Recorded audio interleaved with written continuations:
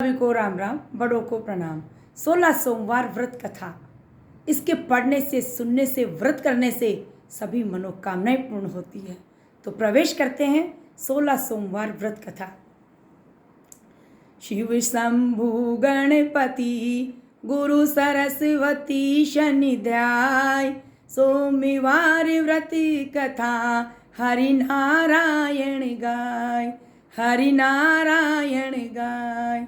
कथा है, एक नगर में एक विशाल शिव का मंदिर था, जिसमें एक पुजारी रहा करता था, परंतु उसका काम गांजा, भांग, धतूरा, सुल्फा और चरस पीने का था, यात्रियों को लूटने का था। उसके निंदनीय कर्म देखकर पार्वती जी ने उसे श्राप देते हुए कहा, अरे दुष्ट, तू शिव का भजन न करके खोटे कर्म करता है, इसलिए तू मेरे श्राप से अभी कोढ़ी हो जाएगा। माता पार्वती के इस श्राप से वह कुकर्मी पुजारी तुरंत कोढ़ी हो गया। तत्पश्चात दिन रात नरकों से अधिक कष्टों का भोग करता हुआ सदैव दुखित रहने लगा। एक दिन का वृत्तांत है कि जिस समय वह कोढ़ के इस भयंकर रोग से पीड़ित होकर मक्खी मच्छरों से सताया जा रहा था, उसी समय कई देवांगनाएं वहां आई और उसकी ये दशा देखकर उससे उसका कारण पूछने लगी। तब उसने रो रो कर आदि से अंत तक का वृत्तांत सुनाया। दयावती देवांगना ने कहा, हे पुजारी, यद्यपि तेरा अपराध अक्षय है, तो हम तेरे ऊपर कृपा करके एक उपाय बतलाती हूँ। सावधान होकर सुन। हम तुझे 16 सोमवार के व्रत करने की विधि बताते हैं, जिसके कारण तू केवल इस कोढ़ से ही नहीं मुक्त हो जाएगा। ये व्रत किसी भी सोमवार से आरंभ लगातार 16 सोमवार तक करना जरूरी होता है, जिसके कारण केवल इस कोढ़ से ही नहीं मुक्त हो जाएगा। ये व्रत किसी भी सोमवार से आरंभ कर लगातार 16 सोमवार तक करना आवश्यक होता है।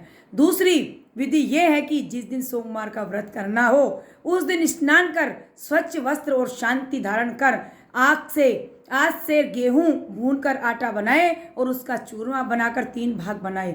ऐसा करने के पश्चात भगवान शंकर भी शुद्ध मिट्टी की मूर्ति बनाकर, शंकर जी की शुद्ध मिट्टी की मूर्ति बनाकर जल, धूप, दही, चावल, मीठा पुष्प, फल, यज्ञोपवीत, दक्षिणा आदि यथाशक्ति नाना प्रकार की सामग्रियों सहित उसकी श्रद्धा भक्ति से पूजा करते हुए चूरमा को 3 भागों में से 1 भाग अर्पण कर देवे।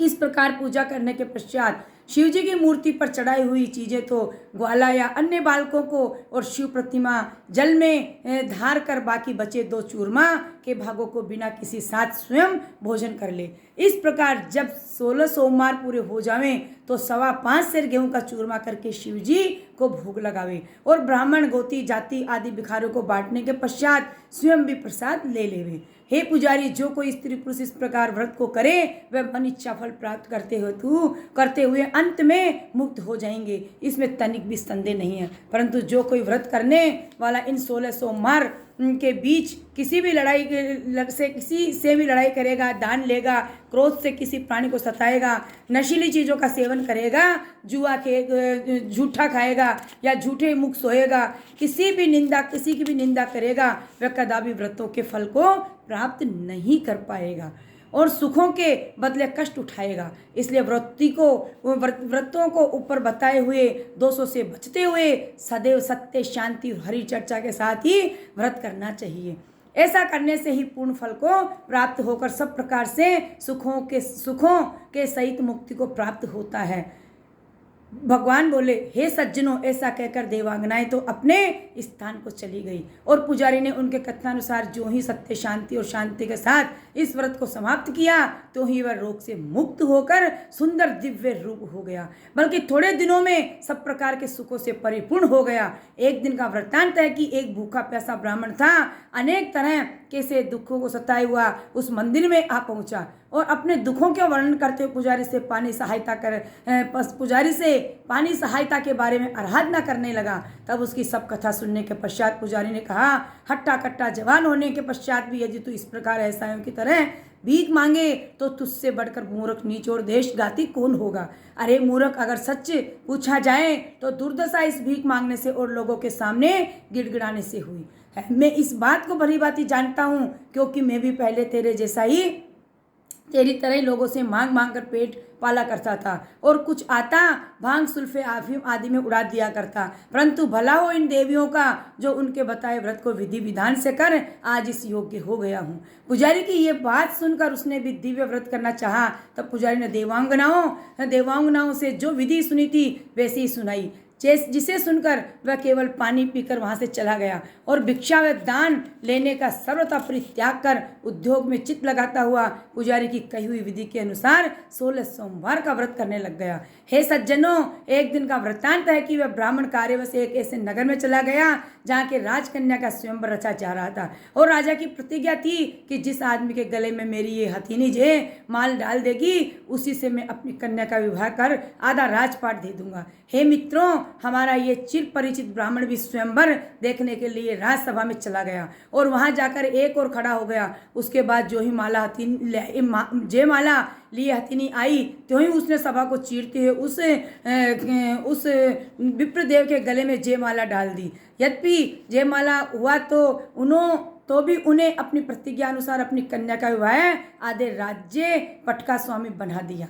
उसने जयमाला उस कन्या के गले में डाल दी तो उसने विवाह आधे राज्य पट का स्वामी उनका बना दिया। इस प्रकार के सुखों को प्राप्त करता हुआ आनंद से जीवन व्यतीत वो ब्राह्मण करने लगा। तब एक दिन राजकन्या ने उससे हाथ जोड़ प्रार्थना करते हुए कहा, नाथ, ऐसा आपने कौन सा पुण्य किया था जिसके कारण आपको मेरे सहित राज्य प्राप्त हुआ? ब्राह्मण ने कहा, हे प्रिय, मैंने सर्वोत्तम 16 सोमवारों के व्रत विधि विधान से किया था। सो भगवान शंकर और पार्वती की कृपा से उसी व्रत के प्रभाव से मुझे सब कुछ मिला है। ये सुन उसने कहा कि मैंने सर्वोत्तम 16 सोमवार के व्रत विधि विधान से किया, सो भगवान शंकर पार्वती की कृपा से मेरे को ये व्रत का फल मिला है। ये सुन उसने बोला, तब तो नाथ, मुझे भी इस व्रत की विधि बतलाइए जिसे करके मैं पुत्रवती हूँ, क्योंकि मैं पुत्र बिना बड़ी दुखित रहती हूँ। हे सज्जनों, अपनी प्रिया की बात सुनकर ब्राह्मण ने उसे 16 सोमवार के व्रत की संपूर्ण विधि बतला दी और इसके बाद जो ही उसने विधि विधान से इनको किया तो ही भगवान शंकर की कृपा से उसके गर्भ रह गया और 9 महीने बाद कामदेव को भी मात करने वाला इसके पुत्र उत्पन्न हुआ। जब वह सयाना हुआ तो एक दिन अपनी माता से कहने लगा, हे माता, मैंने सुना है कि मेरे पिता एक निर्धन पुरुष थे और तुम बांझ थी, तब मेरे पिता का राजपाट कैसे प्राप्त हुआ? वह कहने लगा, हे पुत्र, ये 16 सोमवारों के व्रत का प्रभाव है जिसके करने से मनुष्य मन इच्छा पदार्थों को प्राप्त करता हुआ सब तरह के सुख मिल जाया करते हैं। माता के वचन सुनकर उसने कहा, हे जननी, तब तो मुझे भी इस व्रत को करना चाहिए, क्योंकि एक तो मेरा मित्र विदेश को गया हुआ है जिसका बहुत दिनों से पता नहीं, मैं उससे मिलना चाहता हूँ और एक विशाल देश का राजा होना चाहता हूँ। ऐसा कहकर उसने अपनी माता से इस व्रत की विधि को पूछा और तत्पश्चात जो ही उसे विधि विधान से संपूर्ण किया तो भगवान शंकर की कृपा से उसे अपने मित्र से मिलकर बड़ी ही खुशी हुई। कुछ दिन पश्चात विदर्भ देश के राजा एक दूत राज्य कन्या का टीका लेकर आया। उस पंडित के पुत्र को तिलक चढ़ा दिया। थोड़े दिनों के बाद विदर्भ नरेश ने विवाह का लगन पत्र उसके घर भेज दिया। अपने नगर में बारात बुलाकर धूमधाम से अपनी कन्या को उस पंडित के पुत्र से विवाह करके उसे अपने सारे राज्य का स्वामी बना दिया। उस राजा ने उस लड़की के सिवा कोई संतान नहीं थी। सज्जनों, देखिए, इस तरह वह पंडित का लड़का एक विशाल राज्य का भी स्वामी बन गया। स्वामी बनकर आनंद से सब तरह के सुखों को भोगता हुआ और प्रजा पर शासन करने लगा। कुछ दिन पश्चात उसके माता पिता भी सब संसारी सुखों को भोगते हुए उसे स्वर्ग में ले गए और इस पर उसको पिता का राज भी उस पैतृक संपत्ति से मिल गया। एक दिन का वृत्तांत की वह व्रत करके भगवान शंकर की पूजा करने जा रहा था। उसने अपनी स्त्री से कहा, हे प्रिय, तुम भी भगवान शंकर के मंदिर में पूजा करने के लिए मेरे साथ चलो। इस पर उस कन्या ने उत्तर दिया कि आप ही को ऐसे पूजाओं को सौभाग्य मिलता रहे, मैं ऐसे बालकों जैसे खेल करना उचित नहीं समझती हूँ। अतः न किसी वस्तु की कमी है जो मैं देवी देवताओं के साथ सिरफोड़ी करती रहूँ। उसने ये जवाब दिया। देखिए, उसके वाक्य सुनकर वह विप्र चुपचाप पूजा करने चला गया, परंतु पूजा करने के पश्चात जो ही प्रसाद लेकर रात को सोया तो ही उसे स्वप्न में भगवान शंकर ने कहा, हे राजन, या तो तुम अपनी स्त्री को कल ही घर से निकाल देना, नहीं तो तुम्हारा राजपाट सारा बेकार चला जाएगा। पर राजा इस स्वप्न को याद कर बड़ा भयभीत हुआ और उसने तुरंत ही मंत्रियों को बुलाकर उसने सब समाचार कहा। तब मंत्रियों ने हाथ जोड़कर कहा, पृथ्वीनाथ भगवान शंकर को संतुष्ट रखने के लिए तुम्हें अपनी भार्या को घर से निकलवा देना ही उचित रहेगा, नहीं तो तुम्हें कष्ट भी उठाना पड़ सकता है। मंत्रियों के वचन सुनकर राजा ने तुरंत अपनी रानी के रथ बिठाकर वन में छुड़वा दिया। अब तो रानी पर भारी विपत्ति का पहाड़ टूट पड़ा, लेकिन उसको खाने पीने के लाले भी वहां पर पड़ गए, क्योंकि वह जिस फल को हाथ लगाती उसी फल में कीड़े कलकलाने लग जाते थे, और निर्मल से निर्मल पानी को भी पहुँचाती तो वह गंदले, गुम और युक्त और दुर्गंध वाला हो जाता। इतना ही नहीं, वह जिस वृक्ष के नीचे बैठ जाती वह सूख कर गिर जाता था, और जो कोई उस पर दया करता, आश्रय देता तो वह नाना प्रकार के दुखों से युक्त हो जाता था। अब रानी करे तो क्या करे, उसे खाने को का चैन नहीं था, न उठने बैठने और सोने का सुख। जिस स्थान को वह अच्छा समझकर बैठती उसी जगह कीड़े मकोड़े बिच्छू पैदा हो जाते, और जिस समय वह सोना चाहती बड़े भयंकर स्वप्न उस भयभीत करने लग जाते थे उसे। यद्यपि देखिए, एक बुढ़िया तेली ब्राह्मण और वैश्य ने उसे दुखिया जानकर शरण दी, तो जो ही वह उनके घर में जाकर रही तो ही दूसरे दिन या तो उसका घर अग्नि ने जला दिया अथवा चोर डाकुओं ने आकर उन्हें लूट लिया। अब तो समाचार सब जगह फैल गया कि कोई दुखिया स्त्री को आश्रय देगा वही इस तरह दुखी हो जाएगा, इसलिए कोई भी उसे आश्रय नहीं देता था। एक दिन जबकि वह भूख प्यास से पीड़ित होकर पागलों की तरह घूमती फिरती थी, तो वहाँ एक महाशील साधु को उसे देखा, तो दया आई उस साधु को। उसने कहा, चाहे जो कुछ भी हो इसे अपने यहीं आश्रय देकर इसकी पुत्री की तरह पालन करूंगा। परंतु ऐसा कहकर जो ही वह साधु उसे अपने मंदिर में लाया तो ही भयंकर भूचाल ने आकर उसके सब स्थान को भ्रष्ट कर दिया। देखिए कितना दुख उठाना पड़ता है भगवान के लिए श्रद्धा नहीं होते। फिर आगे क्या हुआ बताते हैं कि साधु अपने मंदिर में लाया तो ही भूचाल ने आकर उसे सब कुछ उसका भ्रष्ट कर दिया। यद्यपि इस अवसर पर साधु को भी चोट आई तो भी किसी प्रकार से बच गया। तब उसने ध्यान लगाकर इसको जानना चाहा तो ज्ञात हुआ कि इस स्त्री ने केवल अहंकार ही नहीं किया बल्कि स्वामी को कठोर उत्तर देते हुए भगवान शंकर की पूजा की अवहेलना भी की है।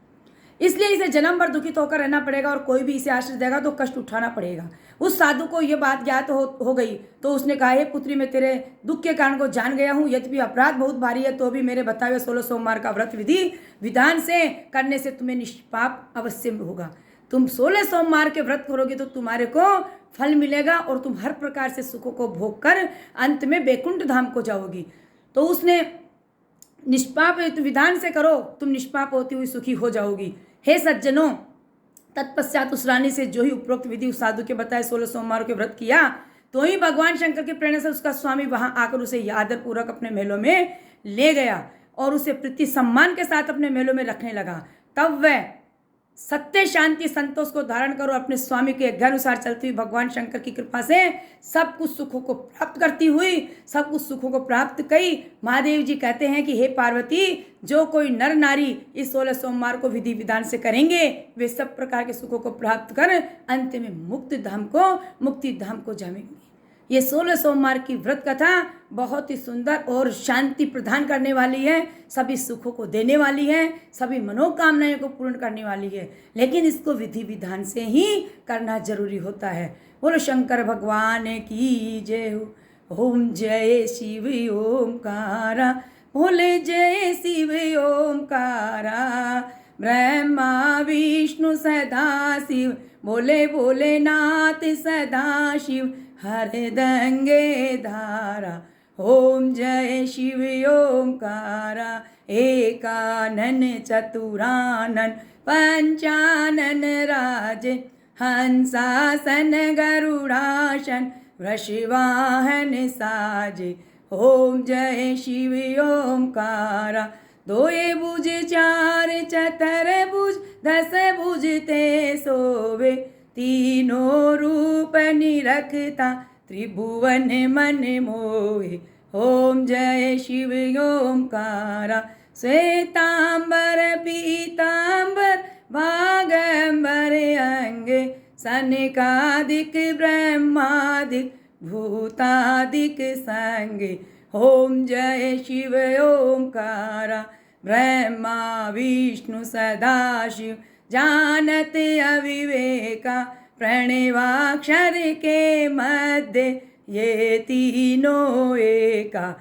ओम जय शिव ओंकारा। त्रिगुण स्वामी की आरती जो कोई नर गावे, स्वामी प्रेम सहित गावे। कहत शिवानंद स्वामी, कहत हरिहर स्वामी, मनोवांछित फल पावे। ओम जय शिव ओंकारा। बोल साचे दरबार की जय, शंकर भगवान की जय, माता पार्वती की जय। हर हर महादेव शंभू, काशी विश्वनाथ गंगे। जय हो।